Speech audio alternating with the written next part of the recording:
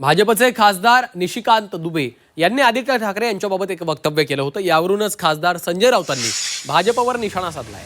मराठी माणसावर भुंकण्यासाठी भाजपनं कुत्रे पाळलेत अशी टीका राऊतांनी केली। एक दिवस हे भाजपवर देखील उलटेल असा इशारा राऊतांनी दिला।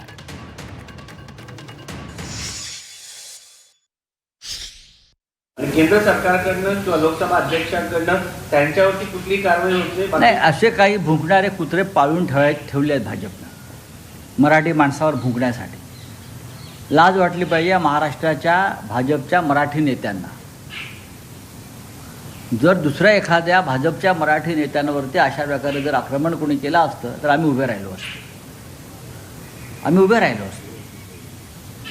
पण ज्या पद्धतीनं महाराष्ट्रातल्या प्रमुख नेत्यांवर, ठाकरे कुटुंबावर, ज्यांनी या महाराष्ट्रासाठी सर्वस्व अर्पण केलं आहे बाळासाहेब ठाकरेंनी, त्या कुटुंबावर अशा प्रकारे दुबे फुबेसारखी लोक बोलत असतील आणि भाजपचे लोक मजा बघत असतील, एक दिवस हे तुमच्यावर सुद्धा उलटणार आहे, लक्षात ठेवा।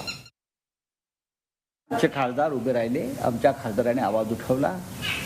सुप्रिया सुळे, अरविंद सावंत, अनिल देसाई हे सगळे खासदार तिथे उपस्थित होते। मी स्वतः हे पाहत होतो आणि त्यानंतर तो दुबे थंड बसला।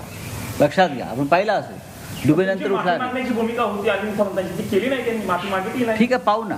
बघा, या दुबेनं पंडित नेहरू, इंदिरा गांधी, राहुल गांधी, राजीव गांधी अशा अनेक महान विभूतींवरती अशा प्रकारे चिखलफेक केलेली।